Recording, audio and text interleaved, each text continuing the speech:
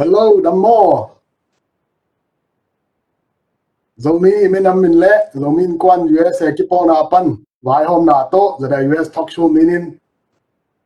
ZIUS talk show aungin, lai zom ule nào aqua mapeu. Dinmun china, mua kinh ngay. Tu ni October kha som thum le khan ni. Kum tu ni le som ni kum. ZIUS talk show, asom le, kwa vei na. Hun aboring na, ong ki thoi zelung. Ite sama bangin tulian lai tak ben leitung bo pakunan na alan lai tak ahi manin inun ta khosak zia ezing vai hom zia ben new normal achima bangun online zangina thukikum na lakikum na vai hom na tampi iza thei ben lam khat bani nung ta pasian to lungdam iko zo hi to ma bangin zara US talk show tom le kwa ve na chiang ong kha nung ta pasian tunga ZIUS talk show tung tom ba ina zong lungdam ka ko hi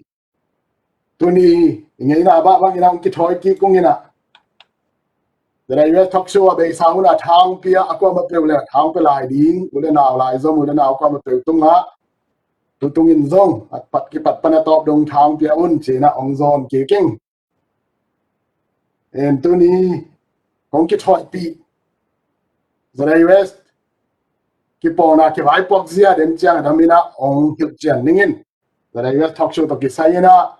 a committee bang da in tanu a ki se a ulian lai takina tanu pi makai pi pen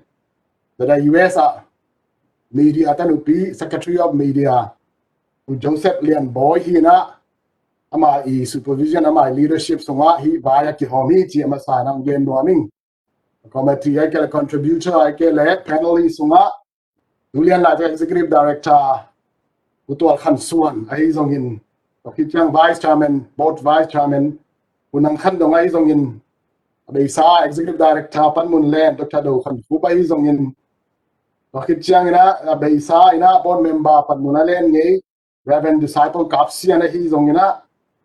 thế ZIUS board member khăn mai hi pu Thomas on sian Mung ZIUS Congress Speaker tulian lai ta pan mun len pu House on khai ZIUS Board Secretary pu Paulian nun le ke ma tua ting ong ki thoi zel hiung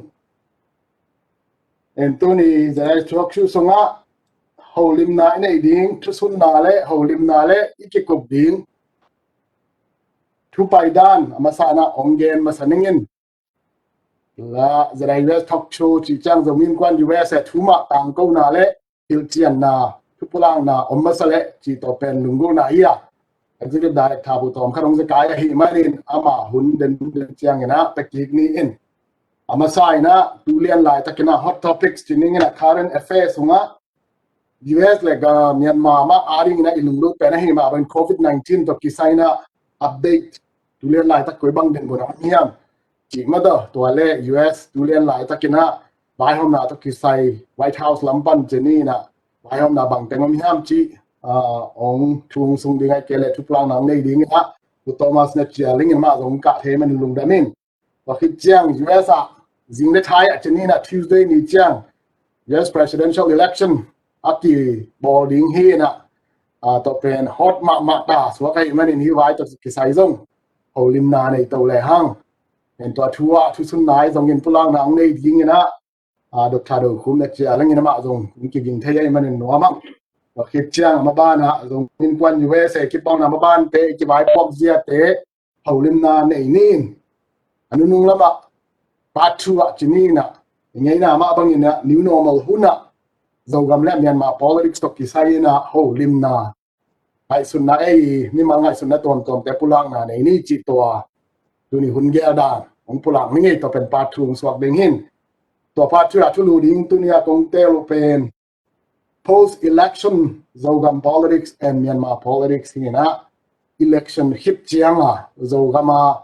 gam vai Zogam politics de ko gam vai to ki sai holim na hi ding hi kale tuni current affairs hot topics sunga tulian lai ta ga leitung bo pa lang pandemics chiding mo COVID-19 to kisaina bang Dinmun oma koi tenga bang thu piang yam chi le US kumpi lampan bang vai hom na om yam chi thu te ma thei tan le mi pi te hi ZIUS talk show ang na kwa ma pe dei sang na to ông sharing hom son ding na tu Thomas on sian mung ama za tang na to asam hining hun nong lang na ding nge tu Thomas lem ya lem ya ki za ya zama lung nam chairman pu moderator pu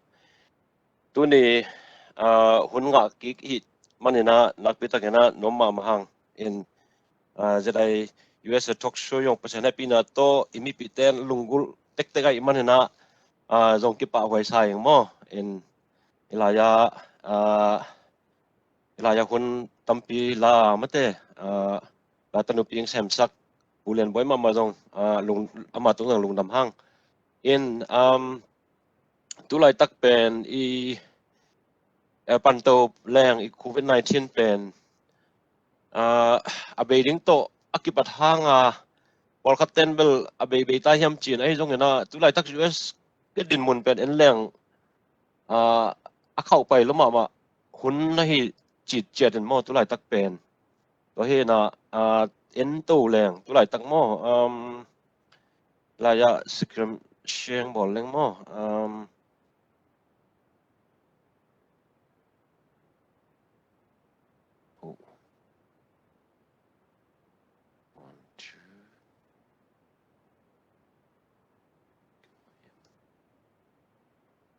in tu lai tak lian na US kama zani pan leng mo zani pan leng zani pen ting khat wal mo kai ve COVID-19 mo COVID-19 zani bek na ting khat wal na to chiang tu ni pen hilai en suk leng tul som gel le tul guk kim bang kai ve mo tul som gel le tul guk kim kai na to chiang nung deu to zani pen ting khat le tul som wal mo ting khat wal ka in to chiang ina pandemic US gam pandemic aki padzo aki pan zani pen atam pen ai ben ni khat thua mo ni khat thua ting khat chi pen to me lo mo ni khat thua pen ting khat pen to me lo ai chang a pen zani pen zong ki lam nang ki sa ve mo ting khat wal ka chi pen mo en to chang ahwani ina en suk leng pen tul som kwa bang ka to mo en tu ni pen tul som gel le tul guk kim hong ka to mo kai ve US kam mo to man na ki bang en leng bel ni thum sung bang en leng bel akiam lam mano lo na khan lam mano chi ta kam mano ina to chang la ya en leng akana te khong bang mo i zomi te na Illinois Texas chi bang Michigan Indiana California chi vi ma Ohio chi te pol North Carolina chi khong mo in tua teng pen ka chi ta kai ve tu lai tak mo tul ni pana tul sagi ki kal vi ve ka ina tu lai tak bel alung khamoi pi khati mo i COVID-19 pen veng nai lo chi ding hi mo in election nai in COVID-19 zong khang tek toy man na cha le kwan ko ma peu ki rom chel leng mo in to chiang na election tun ni thum ni zong mo ki pe ding ai chang to lai khong zong ki pai le zong mi hon pi la ka i piak le zong mate mai to ma thua ina social distancing ma to e pa ya mate judging le CDC guideline te i ju chat ding to pen ke bang thu pi sai to pen US Dinmun mo kolgam Dinmun en leng mo hi kolgam Dinmun en leng pen tu lai tak i kolgam Dinmun tu ni hilo dia mate mo khyanga en tu le zani ki mulai mo tu le zani ki mulai na tu lai tak kolgama vek pi akimo pen tul som nga le tul ni le jesagi le guk mo in tu cha si pen tu le zani wal si mo in dena news khat ka sim le hi Asian ASEAN mo ASEAN nai nga na pen alina bang na tung ta mo tam alina tung ta changa i kol gam jong pen tu lai tak election anai to mo en bang chi me piding hiam chi mo mi tam pitak zo apataw lai tak u hi na pasian na bang mai ta le election te jong manina pasien na lam lak na ding to jong thungen na hel chen ni to chiang na i hoyau lam bel tulai tak ipu trama kipan tulai tak amo election jong na ye chang election to no amo na boy ke we na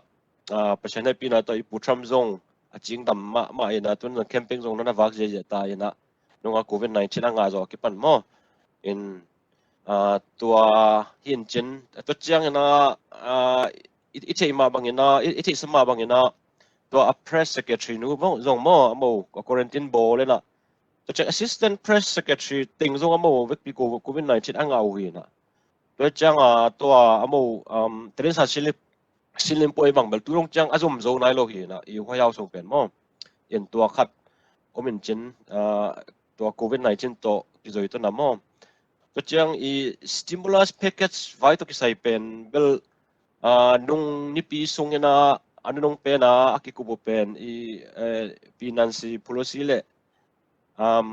i Steven mo i nakat isum campi pa Steven akikubo anu nung pen hin na atolai pan bela mo to botung i chat vek pi nga zo lo mo in nga zo lo wai chiang ba mai tale chi na election nong nai ma mai chiang chi na temve a call pot dan hi mo in tuni news update ya kasim tak chiang na i sine minority majority leader Mitch McConnell in belaman tukum sung bel hak satamo chin mo to khat gen kevena ai zong to again khet so lian chang i house speaker Nancy Pelosi na bang mai tale tukum te vai hom ding china to chang to zo asolo ma mo en ipu thamena bang mai tale election man zo chiang na hi stimulus packet pen ki vai hom ding hi china aman kam gen khel lian ai ve to gen khet chang pen election man zo chiang na hi stimulus packet pen hongom the ding hi chi khat pen bel mate lungmon na kinai mo lungmon na chi chang umo na mo zong kinai mo in chang to songa I thei sama bangena Innkuan pi te mo I tax piak te dola tu la zani piak ding chi khong zong ki hel mo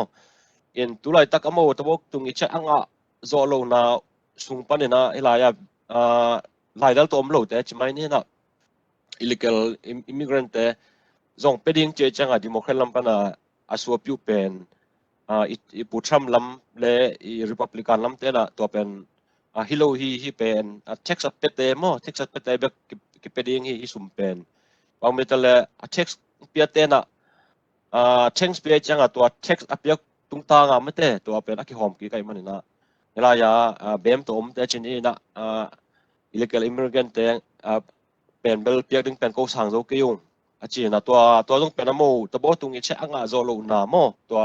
bul pi jong pa hi chi khat to jong anu nung pen na to update ki mukhya to man na hi election jong man na nom tang man mo hi stimulus packet te jong hun na ki job to the ding na to thung na pan pi chen ni chi mate to le tu lai tak I thei sama bangena I COVID-19 pen nunga remdesivir zatui chi khongbal na ven FDA zong proof ai ve proof ina to pen tun trin kong khat bel mi pi tunga mo amo tun hom ke thei ta mo hom ke thei ta ina tun zato khong a zong to ki jang thei ta mo FDA ven approve ina ai zong a to pen bel nan na anasete tung bek ki jang ina tu turong chang mo in bang mai tele I vaccine ka koi si mating pen bang mai tale lungmon na lo mo ya ki pan I ta te I tu te ding ki pan mate lungmon na lo man na chi na hi vaccine ma zong bel tu lai tak han cha ma lai tak na nung anu nung pen abdi ya bel American kumpi na American gammi ahi nang la vek pi na free na ka sun ding hi chi na mo tang ko khaw we mo in tang ko khen to pen election man chang bel hi zo inoming mo I kum be ma mo I kum jong be te ding ai chang in amasa to vaccine anga ding te pen ko te hiam chi le zato wa sem te mo hi mo foreign line na hi zato wa sem te mo zato wa sem doctor te to chiang in nurse te chi bang to te sun ma sa ding chi to cha ani na a i pitek putek mo hi pitek putek te mo i nursing home mom te mo putek te chi bang mo to bang amo usapi mate i priority 1 2 3 chi dana ko ding mo in anung pe na to chiang nào bằng thế chỉ đàn mà môตัวนั้นนะ priority 1 2 3 quyết định đàn thìนะไอ้ตรงนี้นะ my 2021 ซึ่งเป็น affect ปีเดียวมาเชียนอมองนะสุดสักดิ้งจีเป็นว่ากุมปีแต่นะโมต่างโคขึ้นนะจังนะตัวเป็นเบลเอริงตัวนี้กองเฮจีไม่ได้ตัวขัดเห็นตัวจังอีอมองน่าส่งอัปเดตเบลตัวนั้นโมphase 3ตรงตายนะตั้มตัวโมphase 3ตรงตายนะตัวเชียงตัวไหลตักเป็นphase 3อะโมอีมอนดานาจิตปอลโมเห็นตัวเจ้าจอห์นสันจิตปอลเลยนะตัว phase 3นะตรงไตนะเห็นตัว phase 3ตรงเบลอามันลำมันโอตาโมเห็นตุนเป็นอันน้องส่งบอลเป็นอันนุ่งเป็นบอลเป็นนาวปังเตตุงอะโมนาวปังเตตุงอะโมตัวไหลตักสันตัดไหลตักกูเห็นนะตัวนาวปังเตตุงอะสันตัดดิ้งนะกุมสมเลยกุมเกียรตัวบางเรื่องโมขัดตุงอะโมสันตัดดิ้งนะตัวเอามินวัวเล่เดี๋ยวนะอีจีโมอี priority อีจีอุตสาหปีสนิทต่อกี่หอมคดีเตะตุงอ่ะโมหอมคดีที่ตาจีไม่แต่ตัวขัดเอ็นวัคซีนตัวมันนี่นะที่บางอย่างนะอาบุปีนเอ็นกิ้งแรงโมอีวัคซีนเป็นภาษาเนี่ยปีนาโตนายมาตานายมาตาเอ็นบางไม่ทะเลมันล้างเทนะไม่แต่ยี่หอมคอมแคทเชนนั่นเองแหละตัวนาส่งชีเนี่ยที่นาปังเตตุงอ่ะไม่แต่อากิสุนเป็นซงเอามินนั่นเองนะทุกอย่างนะซงเฮลจัดแรงจีไม่แต่ตัวเจ้าอันนู้นเป็นนะก็กงไกขังนกมาบางไม่แต่เลยพอคัดเอมีเตไอ้ซงให้กอลก็ไม่เลย US ก็มาเอมีเตบางมั่กูตัวบางทีงมนอนเกวักไอ้ซงเนี่ยนะก็อีกคอมมูนิตี้ส่งงมนอนเกวักจีนันขัดไงส่วนนี้นะบางทีอิตรีเลี้ยลดเอ็นักยุ่มเทปขปะปะโมโดยมันเอ็นะพอลำไปไม่แต่มีปีลักอีไปเจียงซงไม่แต่ไม่ต้องถอยนะบางวันตัวเล็กตู้กุมเบย์ตัวอีวัคซีนงะมาเจียงเป็นเบลบางทีก็มาเจอที่นะบางที social distancing บอลนะไม่ต้องมาถอยนะไม่แต่ sanitation มาจังนะบางทีอิตรีท่าไหลดิ้งเล่บางไม่ทะเลอีกิรบไหลดิ้งตัวอันนู้นเป็นนะเงินนัวมิงร่างไอ้แค่โปรเปอร์เซ็นต์ทุกปังไปแต่น้อยลุงน้ำมีมอนิเตอร์ปู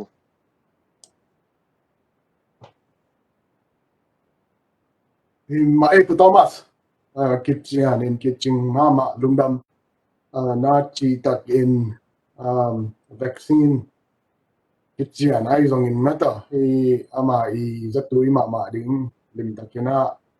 อาเกี่ยวกับเขียนมาถึงเบลอีที่ไลฟ์เสียอีกดอกอีกเก็บเสียมดิ้งมาเรื่อง US Talk Show ตรงปันใหม่นะเกี่ยมามีมาลินจงห้ามถอนวอร์มิงเฮียปุตตมาซึ่งลุงดำก็โกนว่าอามันหุ่นซุยนะองอัปเดตตัวที่เอะไรมันลุงดำมินที่บางอย่างเฮียเรื่อง US Talk Show องอัปเดตนอนดิ้งไอ้เต็ดซีนนะ follow up นอนโลน้องเงี้ยนะอามาองอัปเดตถึงต่อเฮียดิ้งเงินคิดจริงนะจีเฮียเงี้ยนะวัคซีนจงของนายมาตาไอ้เตะลุงดำหวยเฮียคำวิดีโอไอ้ตรงที่เฮียคอมเมนต์ที่เราพูดขัดกันagain โดยนี่ normal ที่จีจะขัดกัน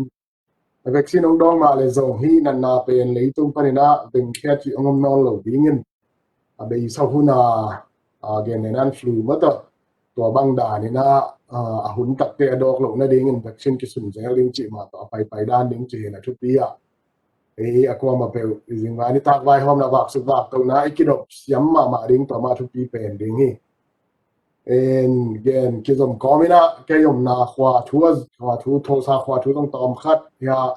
tho sa pa dang en alom le gwal am kha ka pi tui pi am kha ka le tho sa po zong ki dom ma san ke ya le อีกีมีป่ามาองหลังกีกมาจีเป็นทีวีเตตุงปะเนี่ยตรงกิจเทียแต่เจ้ามีส่งอับเบลตั้มปีตะกินจำมือเลยจีตะกินกิปาวขาอินตั้มโซอินมาขินินดำกิตาหิมันินปัสยานินเจ้ามีเตองอีเตองหัวหิมันินกิงานอนลูริงฮีจีเล่ตัวฮิตเจียงดัมขินสาหินะลำปอขัดบังอินกงเจ้าตาวจิเลียงอินะมีแค่ไปวิ่งงาลูกขมบังขัดยินะกิสังขาอินมีเปลมาลวินะฮีนันนายจีเป็นงะขัดเตนกิมโลเปลมาฮีโอ้เอซุงอาซงอันนั้นต่างนาไปโลมอลงเลียบสันออกมาฮีเจียงนะกิดอกเทคแซนกิดอมนี่กลุ่มปีทุนเอเตแหละมีเป็นมิชามแตงมาไก่บังไปนะกิดอมนี่เอมีตรงนี้ตั้มเป็นสารการเนี่ยจิงส์ไฮสคูลบางกะซงตั้มโดนไอเกซงอินเฮียมีเดียพันอินต้องเอ็นเล่หังกิมุเทียนะไฮสคูลเตคลาสมีคลาสทุมบังตัวสูงปนินะสารพังทุมเลลีเสียนะเซมเสียงเสียเตทุมเลลีนันนางไอหิมันินคลาสเตกิล็อกดาวน์ควอรันทีนหิมาแต่อินักกิเกมกิวักสักโลฮีจีอิมูดิงบิลเบลินเสียนี่น้องเกมตักบีมาอินเรามีเตเลียนกีเบลซักยังอิน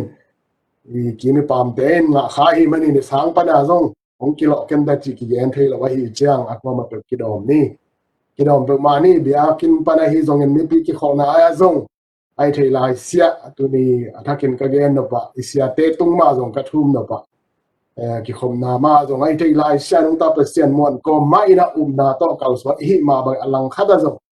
เสียนึงกิดอมเทน่าดีงินไงสุดเทน่าเละในตุ้งปิวนางบัวในจะกิจบเทน่าดีนี่พอเป็นมีเตผ่านทอนนี่จีจะต่างนาโตองเงินเองเงินไอ้ที่สมาบังเงินเดนินต่อมาสิน้องเงินจานิตักเจียเฮียมีขัดทัวชักเป็นปิ้งขัดวาวจีมอกเป็นเบลลำดังเลยบางทีเราไว้มาเวอังนุสบางทีฮีนั่นหางอินอาศิโลบางทรงตูขัดเด็กตั้งมาพัซยาวหิมอกินนี่ขัดทัวนะUS กำสิงะบางทีเละไอ้นุ่นต่างนามากี่ดิ้งมีน้ำมีขอเลตัวอีดิ้งอินกวนอีดิ้งอีซีตาอีดิ้งจีอีกหาทนเซลมาบางอินกีดอกดิ้งมาทุกปีเป็นอย่างนี้จะทักกินนักการทอนังไงลุงดำนี่ไงไว้แค่ไหนอีคุณไปจ้างซ้ำนี่ hot topic current affairs สูงว่าตัวนี้อะไรตั้ง US presidential election ส่ง and Tuesday นี่จ้างจิงก็ท้ายฮิตาฮิมันนี่นะ campaign หุ่นดิ้งส่งตัวนี้ซิมนอนเกล้งSunday แหละMonday ไปก็หลายอินบางจุดยังดินมุนาตุ้งตาเฮียมจีตัวอะไรตัวคิดจังนะอันเล่มหลายอะไรตัวนึงนะทอล์กโชว์สอมเลยยันนะSupreme Court ตกิไซ Justice แต่นะตกิ nomination เชียงที่งานตุนกุยจังตุ้งตาเฮียมจี final มาตัว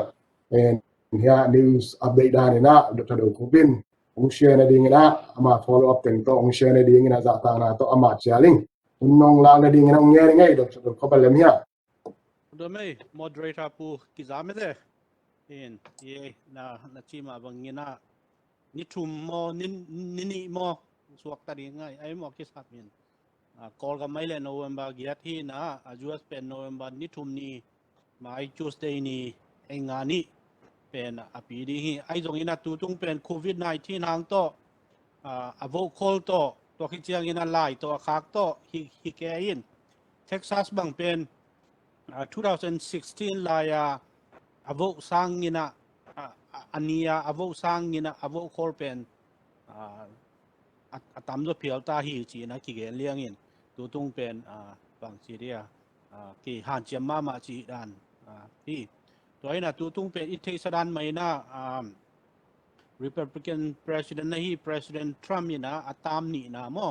in tam ni chiang US kumpi da na sem the na tam khat pen kumli ta hi na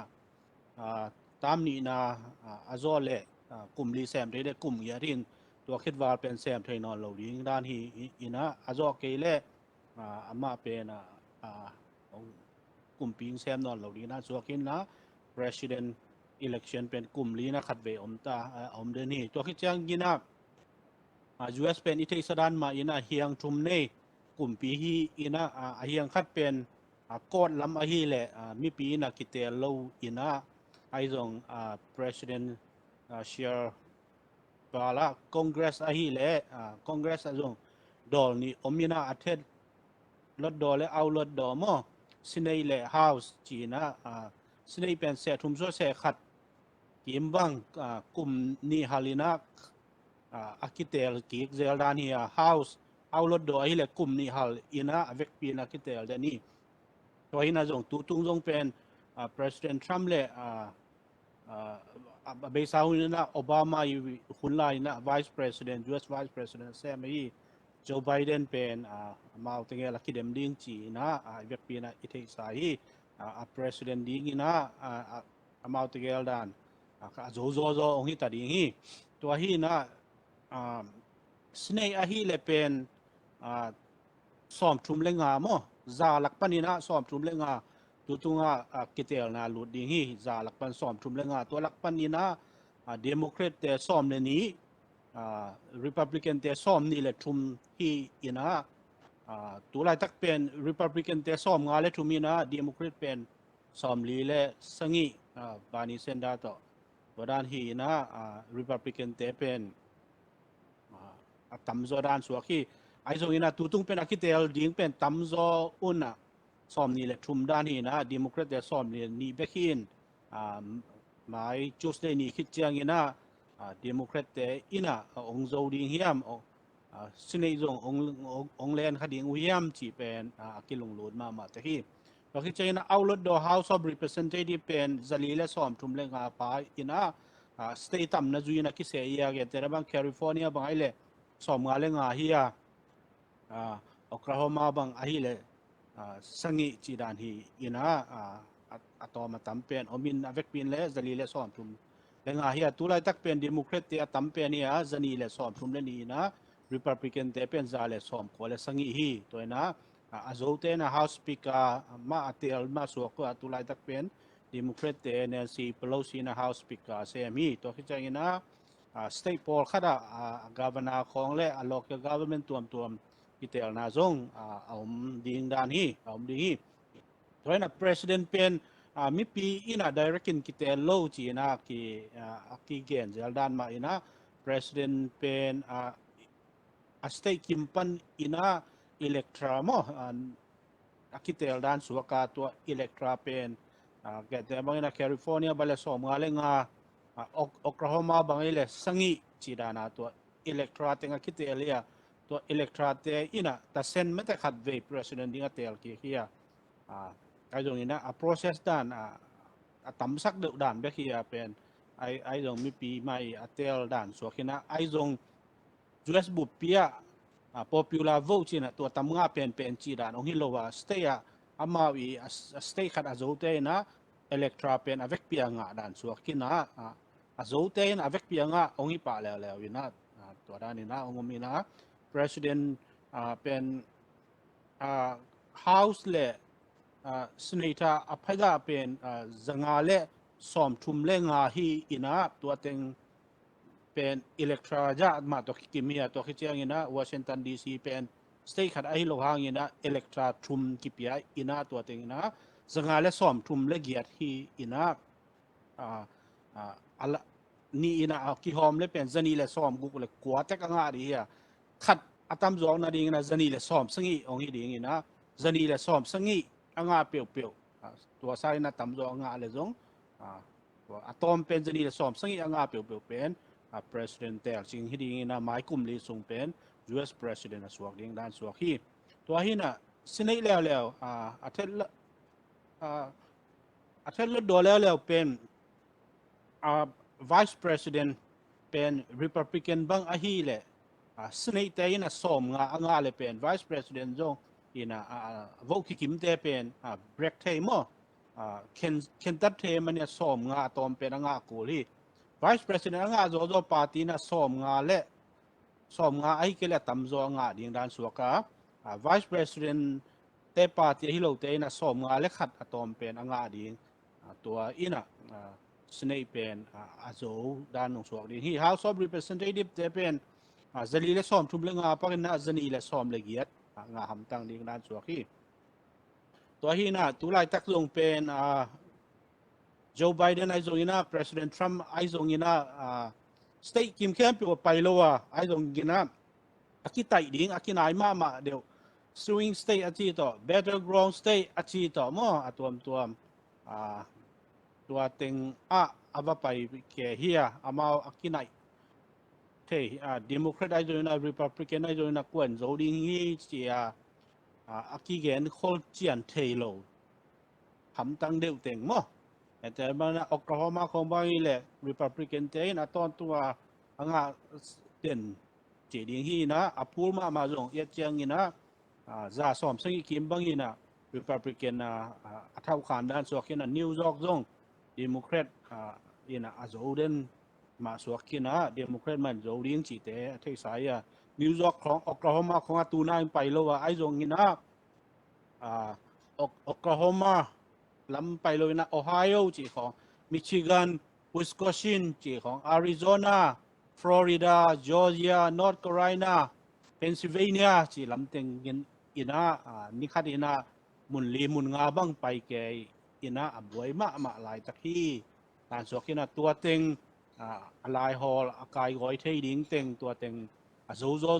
เป็นประธานด้านสวกดิ้งจีองค์ที่เจละตัวเป็น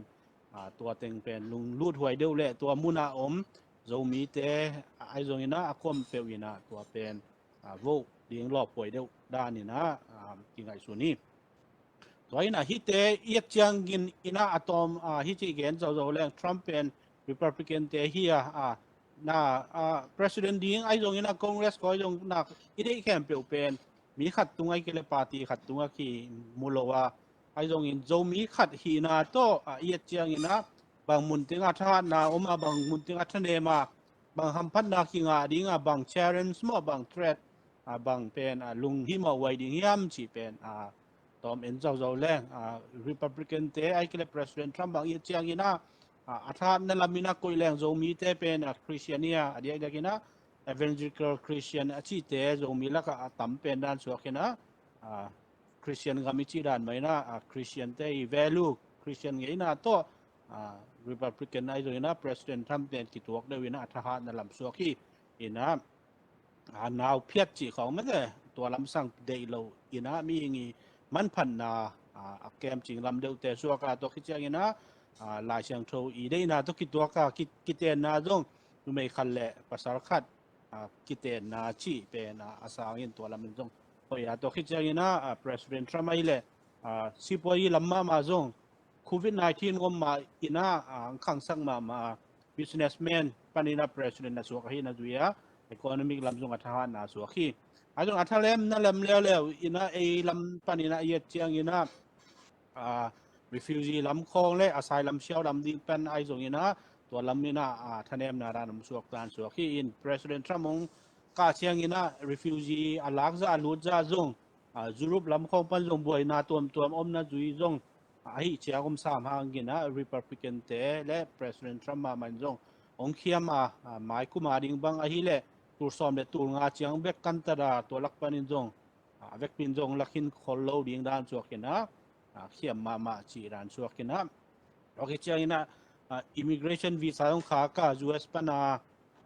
จงมีปอร์คัดจงกอลกัมปานีนะจิสัมดิ้งไอ้เกลนูเลปาสัมดิ้งจีเตจงออกกินะบายฮักซันนะตัวมาตัวมุนเตเป็นจงมีขราดิ้งนะจงมีเตียดิ้งนะปังจีเรียPresident Trump ไอ้จงนะ Republican เตะชัดทนายมนั่นแหละมีนักกิมุยตัวเจ้าโควิด-19 จงเป็นเส้นงำของปนองคักสามหางนะตัวนี้เจียงโนบายแหละเต็งนี่แหละตัวซ้อมนี่แหละตัวกว่าวาร์บังองค์สิกินะอีกที่สดานไม่น่าหัวยาวปันจงน่าเสียมตั้มปีตักจงโควิด-19 มุกตัวมาจงอาเบสาวุนี่นะอาเซียเตะไปกินตัวโนมุเตงจีสามังดำนะคิดตัวเดียวหิมาเลย Republican ลำเตะและ President Trump เดียกเพียงบ้างมุกตัวเป็นถั่วป่าคนโลว่าตัวลำจงเป็นทนายมนั่นลำอินะเทขัดอินะมวยตัวคิดจังอินะ opportunity นะ President Trump มีน้องงากี่แล้วเขาอินะดิ้งขัดดิ้งอาจีดานะไอ้ Christian value ลำเต็ง Christian ด้านตัวคิดตัวก็อีเดียด้านไอ้ที่ทุกคน zoom เตะมาจงจันนี่เลซ้อมนี่วาร์บังDistrict Court ของ Federal Judge เตะจงองตัวเบสักกุมลีสุงเต็งบ้างอามัน องค์ขันนี้นะ Republican เตจงสเนียตั้มเป็นนะฮีนะตัวเต็งกิบสกาหมายขังคัดตอมเป็นขังคัดมาขี้คมดิ่งตั้มปีตักเป็น just แต่องค์ป่วยเราคิดใจนะ justice สร้างเป็น Supreme Court ดิ่งจง President Trump อินทุ่มบังองค์ก้อยเขจฮีตัวนี้หมายกลุ่มลีบังองค์เซมลายเล่ปอคัดอาหารเตจงกี่ไหลดิ่งวัวปอคัดจงก้อยโจเล่หมายตั้มปีตักกิดาดิ่งนะโจมีเตดิ่งกินะตัวเป็นเอาให้นลำคัดองค์สวกดิ่งเราคิดใจนะนาวเพียรลำจงมีหิงมันในนาที่นะนาวแกตุงสวกที่ไหนโลอัฐจงการเป็นเตจงตัวเป็นปัจจัยนี้ได้นะต้องคิดตัวกลายเช่นเราต้องคิดตัวกับตัวขันสกอซ้อมสิ่งและทุ่มคิดปั้นนาวเพียรนาองค์พาร์มาองค์คิพาลนาฮีโรวิสวยเคสมาจง Supreme Court อินาจงองลุมเล็ดกิกนาดีงินะอักขวัญจีไม่ใช่ opportunity มาเทดีงินะกิลาเมน่า same sex marriage มาจงนุ่มเล่ภาษาขัดกิเตนนายจีtraditional marriage เบกมาสร้างดิ่งจีลาเมน่าองลุมเล็ดกิกนาดีนะจง opportunity เป็นในเทดีงินะตัวเป็น opportunity ลาเมนไงสุดแล้วthreat ไอ้กิเลอาเชรินลาเมน่าไงสุดแล้วเดี๋ยวกินะโจมีเตจงUS ตุนโจสอนนายโลว่ามิโจได้ปามลำดังกิสวกกุมพิหูนะฟุตเตมาคิปันจงตัวเต็งมาบุลพูดานกิสวกินะตัวเต็งเดี๋ยวกินะ student long ลำคองคิปันจงหูนาลำเป็นมิโจหูนาลำเป็น Republican เตเลPresident Trump เป็นทหารโลโซตัวเต็งจงเป็นกลุ่มลีบังองค์คิกเลโอบามาเคียริจิ affordable care บางองค์เพียรเข้าตำจีนะกิลุงฮิโมมาเดี๋ยวกินะcompany ของเล่ซุมตั้มปีอันนี้โลที่อาปนินะ health insurance เป็น ZIUSA อันนี้โลที่อมเจล่าสูสีของเซมเตียนจงขัดเวที่เลยนบลงมันจงฮิตไอซามินไอจงซุมตั้มปีตั้งมาขคาราเปียกโกลินตัวเป็น Obama Care affordable care เป็นเอาให้ไอ้นะคิงไอซุนตัวจงเป็นchallenge ขัดดีงี้ดังไอซุนอินมูอิงตัวที่จะนะ stimulus มาจงDemocrat ลำเตะและตามงเปโซตัวเป็น Republican เตะทรัมป์นงาอีกเลยจงelection ของมันขึ้นเลยจงองคอลกิกโจดิงวิยมจีกี่ลุงฮิมอไว้ด้านขันสวกกิกด้านนี้ละไงส่วนนี้เพราะนั้นโจไบเดนลำแล้วอัฐานาเป็นดึงไอจิสรานไม่นะrefugee เป็นโจไบเดนงาแรงเป็นเห็นคันเลตูร์ซอมนี่เลตูร์งาปังเป็นกัลลาดิงฮีจีอินะเกณฑ์แค่โจฮีตัวอินะPresident Trump งาเลตูร์ซอมเล่ตูร์งาตั้มเป็นองค์ฮิดีงาโจไบเดนนะฮิเลติงคันเลตูร์ซอมนี่เลตูร์งาบังองค์ฮิเลมาเลเซียrefugee งากลายเตะอิสังกัมเตะจงตั้มจงรูดเทดิ้งด้านสวกินะโจไบเดนงาเลตัวเป็นอัฐานนาลำองสวกดิ้งฮีตัวคิดเจนะimmigration ลำมาจงฮิยาตัว immigration และ visa ban travel ban ฮิมุสลิมกำสังฮีเตะและกอลกำด้านเตะปอจงตัวเตเป็นกันละแค่ป่าดิ้งฮีเจนะ immigration ลำจงเป็นไอ้กอลกำปันอินะนูเลปาซัมดิ้งจิเลตาซัมเตียดิ้งนะเขาอินะลำสวกดิ้งนะCOVID-19 จงเป็นfamous ของ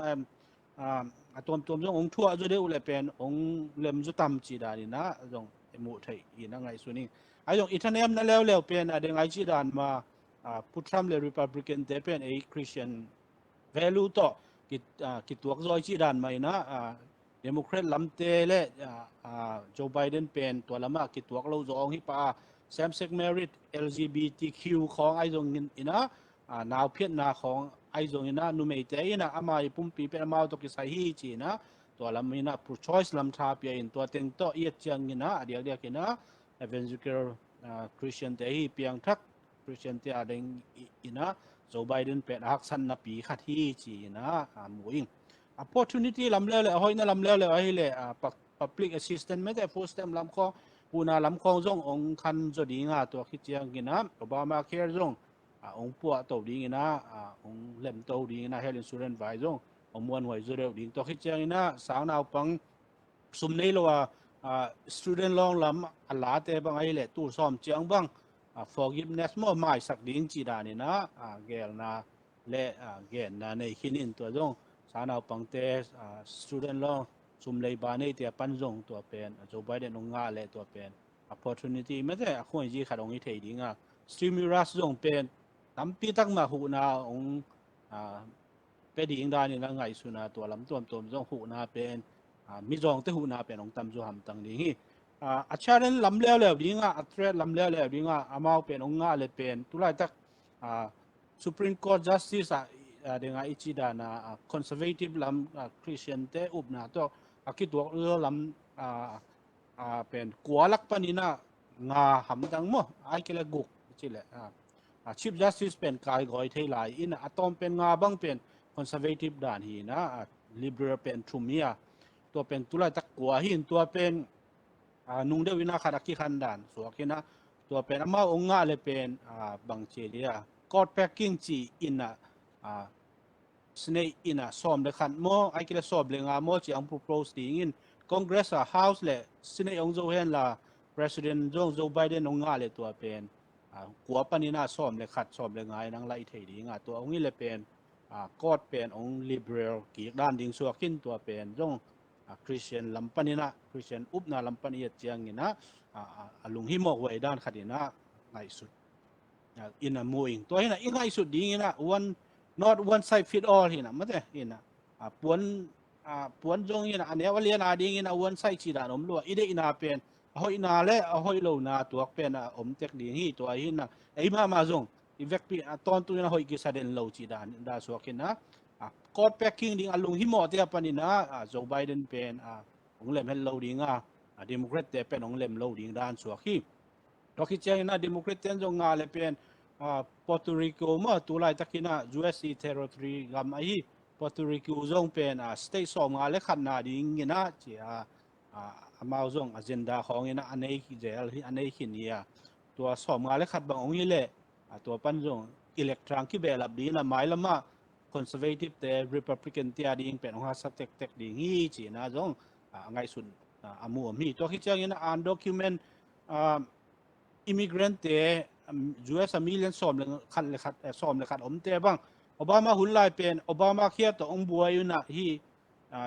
undocumented immigrant ที่ดิ่งเป็นองค์เซฟกีกมันมาอินะ Republican แต่อินะสเนียองโจกีกินะมาเป็นองต่างเทนอลส่วนเห็นจนโจไบเดนอินะและ Democrat แต่อินะ Congress และ President องงาแล้วเป็นที่มีเรื่องสอบเลยขัดแต่เป็น citizenship งาเห็นได้ดีนะลำปีหนสักดิ่งด้านส่วนกินะที่แต่อินะองงาเลยที่มีเรื่องสอบเลยขัดแต่เป็นตั้มโจอินะ65% กิมบัง Democrat อโวดิ่งด้านส่วนกินอินะหมายละมาเป็นเดโมแครตที่ดิ่งนะถ้านาสวกินนะ Republican ได้ที่ดิ่งกินนะท่านเอ็มนาสวกดิ่งฮีจีนะจงไงสุดดิ่งด้านขัดสวกินนะตัวคิดยังนะ refugee จงเป็นเต็งขัดเล่เต็งขัดวาร์บ้างองละดิ่งด้านสวกินไอ้จงอินะtravel ban มาจงเยอะเจนะมุสลิมกัมเทียอิหร่านอิรักลิเบียโซมาเลียซูดานซีเรียจีเมนจีเตด้านปันสวกินนะไอ้จงมี refugee อมเตจงจวนไอซีอัลโตเบซ่ากุมขัดกุมนี้ละอีบวยโตไม่แต่ไอ้จง refugee ดิ้งจงองเชื่อมแต่นวมเมลนอนเราจีดานสวกินไอ้เป็นหลักมาสดิ้งอุซาปีนจงอมเกลียงจงไอ้อะไรอย่างเงี้ยจงคำพันนาอมดิ้งโมจีดานอินะจงไงสุดเทดานสวกิไอ้จงอินะละเม็ดนาเป็นเดโมแครตลำเตฮิเลอมโจจีดานสวกินะไว้นะอิโซมีimmigration visa ตัวบวยเตียดิ้งจงเป็นไงสุดสวกินะตัวคิดใจนะตอบนั่นเองนะ U.S. เป็นคริสเตียนงามิชิดานมาอินะนาวเพียรว่าฮิตเลคิดเอ็นนั่นลำฮิตเลMerry Christmas จีฮิตเลสางทูเกตนาจีของตัวคิดเจนะอิสราเอลเตปันปีนาจีเตของเป็นเดโมแครตลำเตโจไบเดนลำเตองนี้เลยเป็นตัวเต็งเป็นองท่านเอมา U.S. จงคริสเตียนงามจีเป็นเวลองท่านเอมเต็กดีงาโจไบเดนอาฮิเลจงมุสลิมอุบนามาจงสินเดตโตดีนี่นะที่สร้างสินจอกเนี่ยนะเขาสายยิงที่นั่นจงกัมมาตัวจงเย็นนี่นะตัวเป็นU.S. Evangelical แต่ Christian แต่เป็นลุงให้ขี้หมอไว้ตัวเบคทำเลยนะPresident Trump นี่น้องโจเลยเป็นกลุ่มสอบสักยี่เลยกลุ่มเลี้ยงที่ตายยินกลุ่มลี้สูงแซมไปเลยสอบสักยี่เลยเกียรติของยี่ดียินโจไบเดนเป็นโนเวมบาสอบนี่เจ้ายินสอบสักยี่เลยเกียรติจริงดีด้านชัวขินที่กลุ่มเลี้ยจินมาอินะPresident Mike Pence โมไอเกเล President Kamala Harris โมจีองค์ข้าดิ่งกินะตัวเป็น President ดิ่งกินะ Mike Pence เล่ Kamala Harris ก็ได้รอจีตัวจงกิงาฮีจีนะตัวไหลตะกิบวยฮีตัวหิน ichi dan mana ingai sut ding pen oma thanem na le athazong khal na oma zomi tia pan zong hoi zong na oma hoi zong lo na zong ani tua kina omina tua teng lakpanina i tu pi sak na teng tui ina iyo khat ding dan so kina kon lam to ki sai le zong tua nunga emi komi baret pen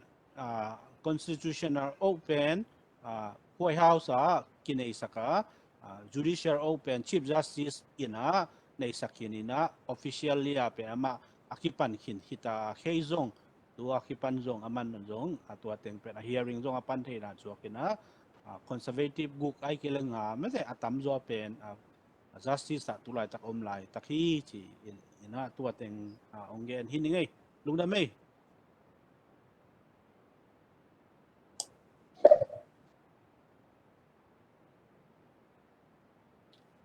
Giang nó bây Dr. Khup kịp trình mà mấy election pe nông nai pe uma in Oklahoma bang bel I thei sama bang in Dr. Khup chi takin Republican stronghold hi manina koi pe zong in Republican nominate cái nominee te na Zogam tang ding chi da ni na ke ngai sun Bill Belin wa khitte US dam pai dan le Bible bao Jadi na atua sung tengah zong aki hell ada akin Oklahoma bang zong bang jadi tapi do akin Christianity lama zong aki hard sak mama pola hi ani na tulian lai takin president tulian and again lang president Trump bang in zoling chi lian in berki genin na lang khan leo le chi takin New York khong hele zong chik ma hona president Trump na nga the le din chan som lo chi to khat ben bằng chỉ định khi kita là lùng lút ta đi nghe thầy ngoài mà khát đến ngày xuân đến đó Dr. Khup again khát lùng lút rồi khát lại cái dòng giá đến radio talk show chỉ định commentator khát đến again là khát hỉ cái sắc khát mà bạn dòng định tết dòng ý để tất cả yết cố định hi cái này na president Trump bằng chỉ là hang aki election ai cái là tam bục pi na xem dấu phiếu trong cái này tôi khít chăng na azom ding Republican taring na azom trading chala vice chairman vice president pai na president au ki ka atu na pale to ma zong pe wai hilo yam achi amma bang lang khan leo lewa Democrat lampani na Joe Biden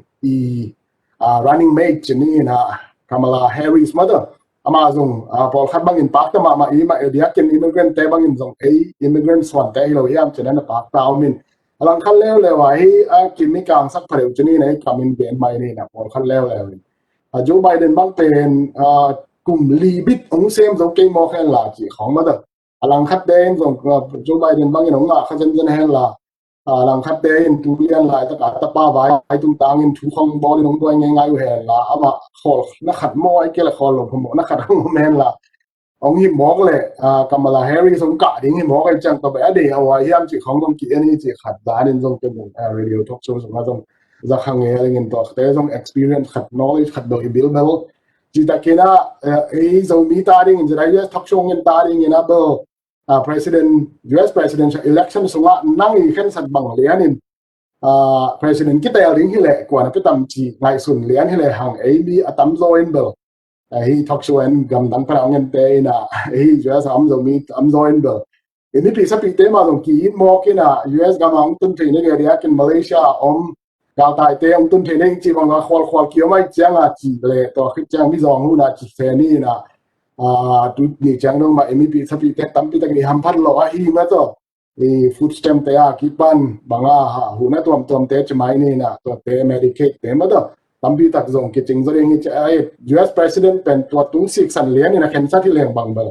Joe Biden na ki pe ding dan swakin alang khan leo lewa ini ki sapi te khwal lo na le il lo na le adia kin Malaysia pa na ini pi te US ong tum the ni kam chum tum the ne ding chi lian pen do khwal lo na le ang sung yen na southeast nest a hi lo biang na lama bang tinya ki tapido sak chring mo akele na lama ki hat sak ai jua bang hi tapido na Christianity pen ma le tung ari an ta pa sianin na man pen le biang na man pen ma ong tel sakai chang to ma akip khau na ding in and president White House hong ma azong pasian mina ki phat the na ding chia ani pi te zong biang na lama han ma khat ki swak zelin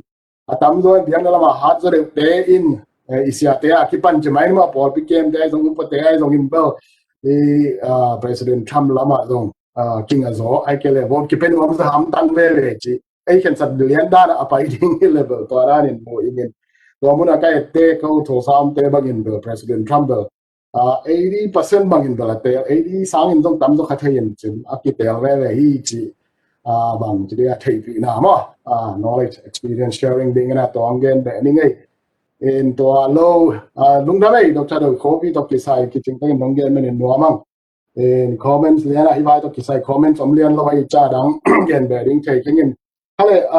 I hun be sam samai chang Zomi Innkuan US Kipawlna Mabante to ki sai ngai na ma bang ina pulak ding am bang bang ma do ni pi sa pi te na thei huai Mabante tang ko na pulang na to ya executive director Uswan pi na ong nei na ding na za tang to ma chia hing Uswan pi nang hun nong jang ding ya lung na bay moderator in Zomi Innkuan USA talk show abene thei ki manina Zomi Innkuan to kisai Zomi Innkuan USA to kisai zong to kizang na atbe ane thei ki hiang chi amasai na lungda mong ko nuaming tunina Zomi Innkuan USA pen thei sama bangina imina mai zong in mato igamadi hi zong ina ki thei bangina ma ki panga hi na to ki zuin zong Zomi te ai kele Zomi khalle khat ki huai na dinga zong ina Zomi te minam pi thing asu athei na dinga hi zong ina chi bangina Zogam le tang ai kele Zogam in nama bulfu ina na ki se mai na to ki zuina amasai na tuni chiang dong isem na khe pe azong atwa tengma policy ai kele atwa tengma bulfu ki se hi na isep na te akhat beve bi khem pe wi ngai sut na to akitwa lo hun jong thei ding khat beve ei mi mal khasimi ngai sut naran a hi lo jong hun om jong thei ding ai mai na to te khem pe pen ikithei siam ding le a hoi pen ding a hoi isak dan te ka akise mai na hun a hoi pen a hi jong a hoi pen lo a hi jong na hun khat chiang in a hunin honong thuang gen ding hi chi na dong doi takina ingak tek ding chi tua jong akiza sak nuam hiang in khatbeve Zomi Innkuan US to kisai na nasep na sunga jong zoom na sep na ai jong in mato bo sung na sep na ai jong in inpin na sep na ai jong ina local Zomi Innkuan te to Kipawlna na sep na ai jong ina khatbeve chiang ina isep ibol na te ide idan abat lo hun ai kele de idana mi te in hong de pi lo hun om the ai mani na to hun chiang ina mutual understanding ti dia khat ki thei siam na khat ki tel siam na thu pi ma de he chi to jong hong gen pa no aming ba hang yam chi le kati de idana he jong ina de idana hong ki sem diam ile pen makai hamsa amakai na pen hamsa chi om lo ina makai na hamsa chi pen de idana mi khem pe nong kim khin pa loin tua hamsa thon om hi chi jong sem a bol te khem to in jong mate mi pi to direct ak ki zom te hi jong ina lokela makai te khem to le ZIUSA pan mun nei khem to jong tha ki pe kom le ki gen kom hiang chi tuang gen nuaming tua to ki zomina igen bai to ki sai ma to en gen bai ZIUSA in zomi te ading ina ikikhwal na jong ina da na jong ina haksan na itu ana kinuselo ina ikipan pi thena ding aum sun Zomi Innkuan USA again by Kipawlna kine in tu lai takina don ki china akidong ki lai takia to pen November kha somlenga ni mate hong tung ding somlenga ni atom ni ina again by tanupi ZIUSA again by tanupi pumun mangtunga amun apwal om tena sumle min sayan to ipwak kim tek ding chi hitu angai hi jong ina en Zomi Innkuan khem tu tanu khem tu le akisai khami khem tu the king chi honggen nuaming en Zomi Innkuan na sep na khat ma hi ngin ma to Zomi Innkuan ni mapan na khat hi manina amun apwala om khem tu in jong ihu theiza ikihu tekman na hi chiang atung kim hi manina Zomi Innkuan USA gen via tanu khem pe jong hi tung to ni na lungdam thu hong ko ing chi tuang gen nuaming ani na ding ina tu na kolpia zomi te nei samata zomi te ading ina akilei tang ZCDC zetway makai na to akigel akilei tang pen Zomi Innkuan USA tunga zong kadbe una hongen ki ku ina Zomi Innkuan USA in zong dong de ina teng za khatto khadbe ki hu ki hi kolgam sum teng za khatto khadbe hu na ki pe ki hi chi tuang gen nuaming in tua tok ki zomina abe sai na hi project akipatchi lamina khadbe teng som akihu khimia Zomi Innkuan USA ina ZCDC leitang vai pen akihu vek pi teng zakhal le teng som khathiri hi tina Zomi Innkuan ki hel kha amun amwala local Zomi Innkuan te zongin Zomi Innkuan to kisai kha kem pe na pangkhoma ina sepna le zetwaye te to kisaya pangkhoma ina sepna iminama de ina sepna hi chi tua ang tan na thu lungdam na thu chini ong pulang nuaming achum na ding ina lungdam huai ma izomi vai aikele izomi minam vai na semna lam kalama zomi te na adia kina Manipur gam sunga India gam Manipur gam sunga zomi te na zominam ni akichi February som ni pen zominam ni di an zum khak the ni ding ma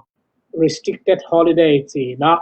zum akha ku ten khak ding wani na minam vai nei hi mai na tuani zumi ka lo hang na bang chidi azizu na aikel excel lang na thelo dinga kumpin Manipur kumpina hong chep te sang na hang ina lungdam pi na nak pi takin kine ina Zomi Innkuan USA in zong lungdam pi na lai pulang na kine hi chi tua hang yan chile zomi nam ni pen ikol gama zong te yawan zum khak khamsa mo in toy manina indilama pen India gam Manipur pen kumpi zum khak the ding ut kele zum ka lo the ding ai kele na se makwa lo the kumpi hong pi man nak pi takina imina ma de hong ki chep pe sang na mate iminam ba hong ki the pi na hi bana Manipur kumpi ina hi pen zomi Manipur gam sunga zomi ma hi chi ahong the pi na ahong chep te na tak hi mai na Zomi Innkuan USA ina lungdam pi na kang ko na nak pi takin kine hi chi tua pulang na ahong nei hi ningina Zomi Innkuan USA to isai na nung de wina ipulak ba na tu ni dong ipulak the ding pen atomina tom kim ching chine thu pi diak pengina keong pulak the tua bang te hi chi tuang gen no menge lungdam le moderator pu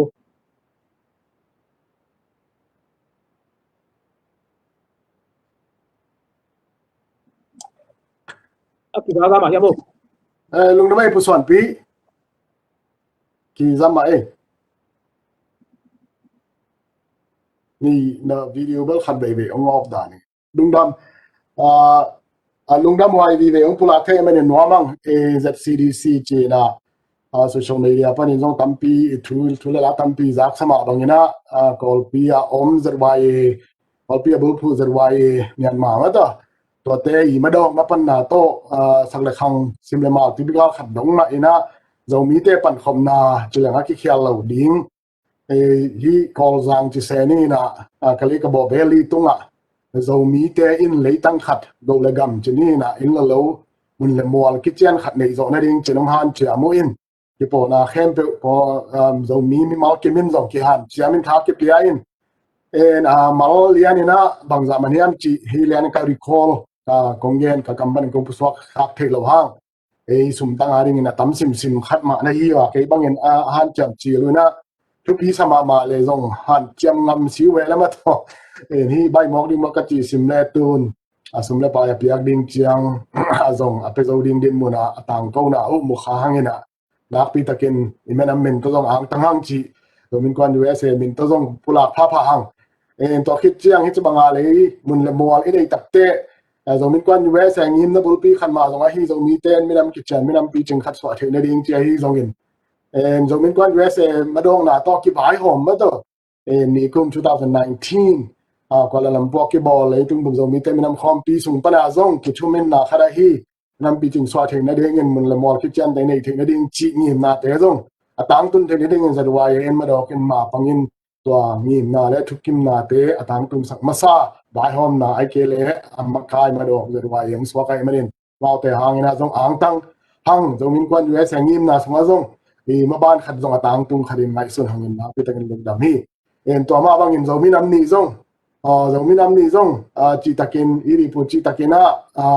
lấy tung kum pi te i chap illegally ta ya wena chap te na laka akinga ma sa pen pol ding ngai suning ina in India gam Manipur state mother government nia ina zomi te i minam ni zomi nam ni pen restricted holiday dinga chap te na anga khin swa kai manina tampi takin zomi chi ki legal visa cha pol khat ai zongin adiakin tuna ya chimseni na mi male nong lo chi bang hikeng ina ong mo sak zong hikeng in scholar ini sungma scholar pol khatina zomi chi sangina zo to zo ichi pani bulpi hi zo ai chiang chi lai ding chi namun ma do tuam zong e research imua to ki chiang pol khat lao in zomi chi kamal pen do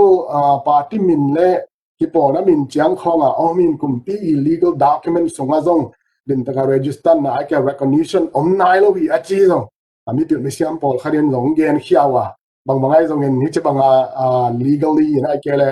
the legitimate ma swakin Manipur government and recognize le bang jre ai banga kip sak na pen researcher te scholar te aring in zong evidence chiding mo reference kitchen bi khat swaka hi manin Zomi Innkuan US aring in minam pichin na khat zong alo chin na khatin ngai sunang imuna mapang iri poi tuplang na sunga aki swak sang ma bangena madoka mapang te ai zongin minister pu bungzagin ai zongin mado amau te tunga ZIUSA talk show min toy tale Zomi Innkuan US min to za tang na pian lungdam na iko hi chi athakin gen phanwaming to khit chang hi chang pian thein dingin sot lam pe ka ke panina madoka mapang ton tunga hi Zomi council te ma do en chairman pu ke pana ko ma pe te tunga Zomi Innkuan US min hi tale ZIUSA talk show min to za ta nang pian lungdam na thu kong pula ko hi chi panina gen be no mi nge en to khit chang the CDC to ki sayana athakena board chairman ka ina to lungdam kong ko dinga hi chi banga vai hom zo na ding ina iri poi thu sa na zong dal ki gen khem sa mera ariakin mapang kho ma hi ma do bot i ngai sun na abang hele i minamin ki samahi te pan pe ni cha thu kam sat na chang bek to alem hilowa as a US Congress member te i chi ma do Zomi Innkuan US sunga Zomi Innkuan ke pon tom pana tang mi te le palai te to ki gom khom na hiya the US Congress in approval of na piang thelo wa manin to approval atukim ti na ong pia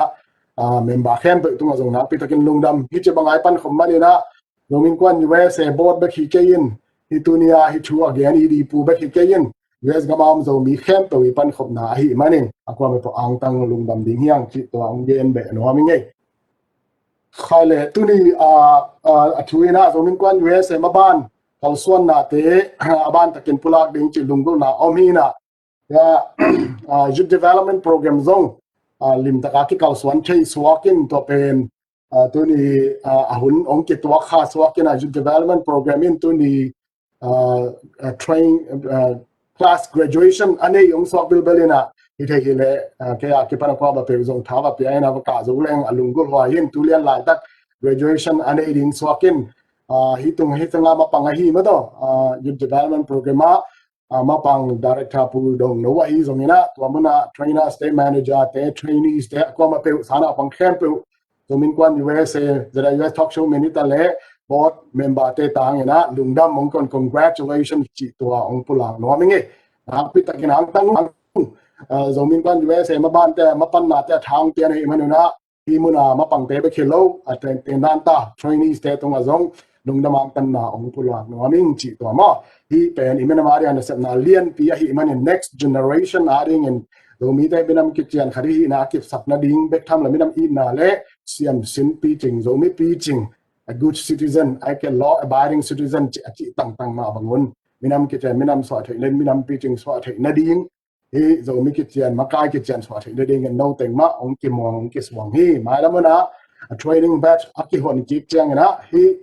youth development program training aka no ma le pu dong lo tu ma kon te kun chi ni ta nang ta sap warming en to khit chang Kivaipuakzia tom khat po khatin zong dong thei zelen no tunung ina zada ZCDC aring ina fan to za aki wakhiat zo pen bang na chi wala sum koi panin nga na yu hiam chi don na ong chi dong thei kiu kiao bil belin Zomi Innkuan USA in fan pen nam tum nam li income ke nei chene na ama sa pen ina Zomi Innkuan USA pol mi khen pe tunga mi mal family member khat chiang ina dollar som ta kum kharina akidong hi single hi ale dollar nga kum kharina akidong hi to pen be one of the main resource chinina I can income lian people khathi to hi chang board member ka hi na uto kolam panen volunteer ka hi hang ban wa kum kharina dollar za khatta akhia hi chi to hi chang dena ka gen Zomi Innkuan US Kipawlna sunga Kipol khom Zomi Innkuan Kipawlna tuam te in hi Zomi Innkuan USA tunga thunei pe na hi congress chiang na in pi to muna tang mi le palai ki puakin to tang mi le palai ki puak te khat chiang ina dollar som nga ta kum khara ding ina akhia u hi na Kipawlna panina akhiat sak zongom mi mau mi mau tung panina ipsung tan so ka ong khia zongom to teng pe na main sources khathina to lo fundraising khat ve tu kum lian ina hi general funding and fundraising lian athakina maban ki pan zo na ke in e khona ngina ki pan ni kumbang tlang ge ne na na cd home chen na mo asa pi su mung i ong piak hiat ma da sen le season cd home chen na tung pana kinga ai zongin calendar bo na pana kinga te hi zongin chi bang da ne na ko bang ina ki to khit chang fan piliana ong main sponsor chlang ki khia lo Zomi Innkuan US pol mi te khiat ba na e zara US and by lo khat ki ne naวันบางอย่างจีเลยgen vai ki po na chini gen vai luang pham na ding na Zomi te khale khat ki wai na ding ki khwa na ding ki panti na ding in luang pham na kine ya to sunga sum ki khia te lak pani na 10% pen travel administrative fund chi na US in law in zo aphala hi man administrative funding na ki ken ki ai to pen zong general fund ma ki ko hi to tenga ki gom chang na zo zra US in fund bang chiding ya Zomi Innkuan Zomi sunga ki po na te la ka zong chemai ni aki sia chemai ni na fan akine pol so ka hi manin adi akin US gam sunga am Zomi te pan khop na lian pi to fan aki hi pol khatin kum pi tung pana na nga simu hi amai kele grants da ngau hi am tlien pol khat bang le na grants la ina mi tang tho lo hi chen to lam lian pen ma thina ding lam pi om hi chi zong ki thei khi chang ina US government ai zong in NGO INGO hi zong in foundation tom kan zong nga sa thene ding ki thei ai Zomi Innkuan US i maban le idin mun to ki tuak in isep ding maban to akit tuak lian multiple anwin green cha chenin project fund grants chi lian direct akit to ne ding hak sai mani na to lian na kis grants lama ngen na kini nai lo adang khal le wa project lian pia kile ngen na na ni kumbang chile hang Zomi movement fund pina kine ina Zomi movement fund chi tak chang ina emina ma ding na set na kal suan na te ya in 2014-15 bangai le zong chini na zong Myanmar census tung tang ding fund chi bangai zong in ma da 2019 ai le zong zara KL khopia kibol Zomi leitung bob Zomi te ram khopia ding fund chi te to pen maban pi chiung ina special project ma wa ding ai zong in te hi kho hun si ai ke le tukum Julai kha ki bol ding Zomi khom pi US ding a special project ma swakin the fundraising hi zong in to ki chang global Zomi idol adding in the US lampana pan mapan na adding in a special project adding and fund atuamina fundraising kine ina to tezong atuamina fund kinga hi chi to a detail in Indian kening in social media tampi ta ki pulak sai manen to ateng fund tom kinga hi chi itapen transparency omna ding a zong nong dot na ong kidong kiu ai manen chi le adiakin US gam som Zomi Innkuan US pol mi te e thei lo aphamo chuai man ong pula ki hi ing to khit chiang US kumpi i thukun ai kele US i pai dan zui na hi banga win we ai kele income te ma do ai kele revenue te izan na te pen kum simena US government IRS tunga ki report tax file jenina ki report tang ina financial report ki bolin to te pe na mau hun atun chiang na public tin tang pi mu thei ding na ki en thei hi chi to mo ZIUS revenue le ama tax filing fa te amun am te arin ki browse te ki dong thei ding hi chi to teng ong gen ding en khale lung da mai tu ni ngai na ma bang ina current affairs hot topics thing ai zong Zomi Innkuan USA ma ba na hi zong in en tua teng pulang na tua teng hian la part 1 tua chang to kho bol pak ni na en pe ZIUS tok suang ina kwa ma pe tu ni tua tu chang nong yen lai nong la te na nong tha nong pek lai man in lung dam tu lian lai ten za le som sei za le som get bang nong yen nei man tom khat ong brick nong ina to khit chang ina part 2 ke pan ke ni chi to ong bai khang no min pe lo ong ka ke kon tu ning ina part 2 ke pat ding ina tom khat